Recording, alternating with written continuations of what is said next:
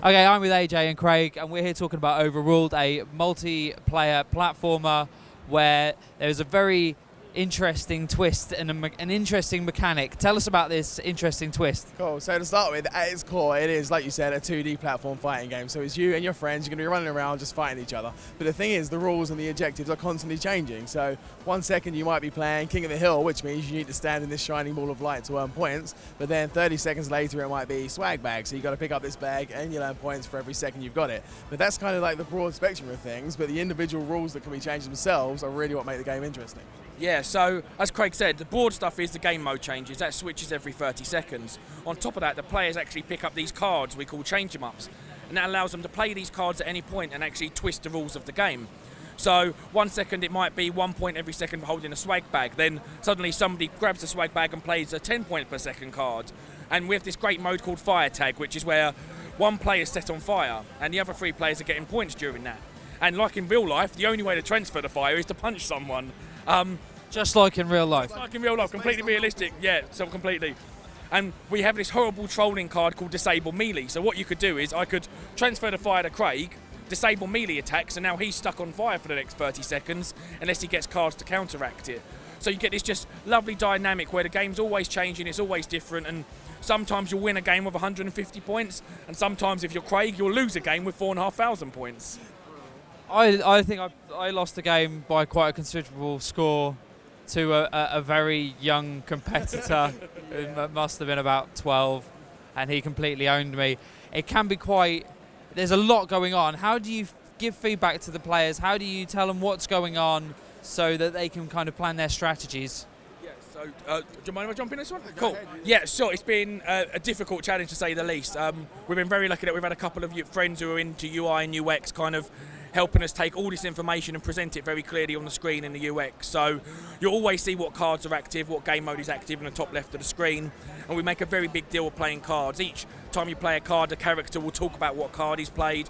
It will pause the game for a split second and show you that card on the screen with a description.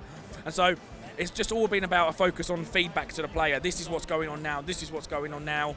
If you're struggling to keep up, just check the top left and you'll be able to see what's going on. I think that's a very good point. And leading up to Res, I mean, the game that you've seen here is 10 weeks old, so it's been in production for 10 weeks. But we spent a lot of time working on the actual UX and that kind of experience to make sure that the players can really understand what's going on by simply looking at a certain part of the screen that feels natural to look at. So that's probably been the biggest challenge, but we feel like we're getting to that point where we've achieved relative clarity on how to play the game. Okay, there's, as far as I can tell, and correct me if I'm wrong, but there's so far there's one arena that people are playing through. So we've actually got 4 at the moment, but you only would have played the 1 because it's just random. So we've taken out the level select, so you just jump in. In this build, we've got 4 levels, which is quite nice. They feel quite different amongst themselves. But I think to get to that point, we had about 20 leading up to Res, and we picked the 4 that we felt made the most sense to share with the players here. And how do the different environments change the gameplay? It's actually quite interesting because we've got some spaces that are wide open arenas, which is good because you can be double jumping and bouncing everywhere, which is good for if you've got the bag and you want to jump away from the player. But we've got a lot of small tunnels sections as well, so the players might be in there, which can make for a good escape, but it can also mean you can be trapped if 2 other players come and bottle you in, which is quite an interesting experience to have people shouting at each other based purely on the levels. But we've got some plans future-wise for actual level dynamics changes. I mean, you want to talk a little bit about that? I mean, as Craig said, it's 10 weeks of work so far. We're looking to get it out around early May time onto early access. By then, we're looking at adding like environmental hazards and a lot of different themes. Effectively right now, there is 4 maps but 1 theme, which you probably noticed. And that's just because we wanted to get something polished in for Res rather than chucking in a load of various arenas not quite up to the standards. Okay, I take it that the characters that people are playing with are basically identical, they're just different skins, is that correct? Yeah, right now we've got 2 different characters and we've skinned them twice, so giving us 4 different separate unique characters right now, which is kind of what we needed for Res, because obviously it being a 4-player game, or up to 4-player game, we wanted to make sure the players could tell the different ones, but we've got a bunch of different characters coming in that we're looking forward to seeing in game. Stat-wise, they're all identical. When we were prototyping it the first couple of weeks, we played with giving different people different stats, and because there's so much going on and the game's permanently changing, we didn't want to have that situation where kind of you get those characters that no one wants to touch and like 2 or 3 become the favourites. We wanted it so it was kind of like if you wanted to be a nude clown 1 second and a guy that's not sure if he's a hero or a villain the next, you have that ability without worrying about a massive impact on gameplay. So we got a few little unique things we're planning on doing with the characters, so we're still contemplating the idea that whilst the characters stat-wise are the same, they might have their own unique special abilities. So you can pick up a special card to allow you to do something that is unique to you. So for example, if we've got a snowman, I don't know what we'll call it, Mr. Frosty, I don't know, we can go with that, so we'll worry about that later on. But you use your special, maybe your freeze, everybody else on the map for 5-10 seconds or something, and that'll be a bit of a dynamic between the characters. It's 4-player, up to 4-player, as you said. Is that local or online co-op versus? Sorry, how's that kind of playing out? Yeah, so right now it's purely local. One of the first things we're doing when we get back from res is shoving one of the programmers purely focused on online. Our worry is right now it's a very fast game, and if there's even a slight amount of lag, it's going to have such a negative impact. So the way we're focusing it is let's get a perfect local experience. If we can do online without lag, fantastic, we'll get it in there.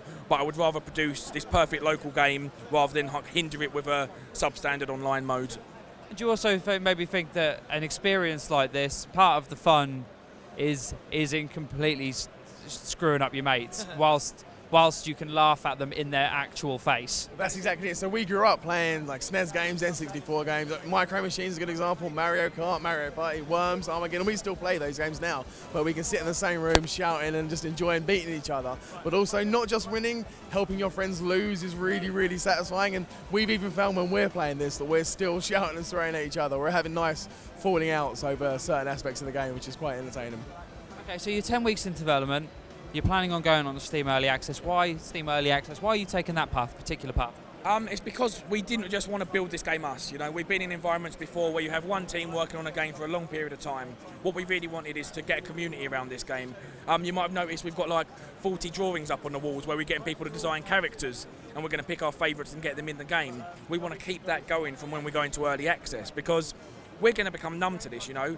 What might happen is we put it out there and then somebody on the Steam community goes, oh, have you thought about this game mode or this card? And it's going to be like, wow, no, we hadn't. Let's try that, let's get that in. And that's the main thing for us. We want this to be a community-built game. We're putting the core game elements in there, we're showing people how it works. We just want to see where people's minds go with it more than anything. So what's the long-term plan for the game? 10 weeks of development, Steam Early Access. When will you think you'll be able to draw a line under it? Are you just going to see how the community takes to it and what they come up with and then base your decision on that? Or do you have, at the same time, a more defined vision for what you want to attain from the end result? Yeah, sure. I mean, right now we know all the stuff we want to put in for us. I mean, we can't wait for people to play this. We're loving this, but this is a game for us. You know, we made the game that we want to play. So there's lots more cards, features, all this stuff we want to get in so that we have the perfect experience. Really, we're going to go early access, get out new content every couple of weeks is the game plan. Hopefully bring it to the consoles around September, October time. But we've got a roadmap that could last us forever. And I think we'll judge both our own kind of how we feel about the game and how the community feels about it, because we only want to work on this game while we love it. You know, we don't want this to become a chore. We don't want it to become a job. You know, because right now it's not. This is just pure fun that we get a little bit of money for each month playing. We're really, really lucky in that we're making games that we absolutely love to play, and we hope that we're pretty sure that the players themselves are going to see that. Whenever you start making something that feels just like a job, the players, to them, it's going to feel just like a job when they're playing it, and we really don't want that. We want players to play games that they're going to absolutely love. Honestly, we love them too, so why wouldn't we want to do it that way? You mentioned platforms, different platforms, consoles. Which consoles in particular are you aiming the game at? Cool. So right now we're talking to all the platform holders. As you can imagine, they're all interested in current gen rather than last gen because they need the portfolio for that. So it's a high chance we'll be getting it out on Xbox One, PS4 and Wii U is the game plan by the end of the year, all depending on how long it takes us to get hold of the Unity builds for all those games. Would you kind of take advantage of any console-specific features? How would you be able to integrate, say, the Kinect or the Wii U controller gamepad? How would you use those features? Yeah, so 100%. We never want to be that studio that's just going to bodge something in and just release it just for the sake of releasing it on different platforms. I mean, off the top of my head, if we were looking at things like, I think Wii U is a good example with a nice touchpad. For example, we've got a good inventory type system going on. If players want to play their cards by looking down on their touchpad and tapping on a card and playing it out like that, they'll be able to do that. So we want to make sure we build a nice experience across every single platform we release on. That's it. It's not about we don't want to just chuck this game out to as many people as possible and it's the same on all platforms. You know, each of these platforms has their own unique quirks and we want to just take full advantage of that, and it would feel like we were doing the game an injustice if we didn't do that. Thank you very much for your time and good luck with the rest of the launch. Thank you very much. Cheers. Have a nice day. Thanks a lot for taking the time out, man. We appreciate that.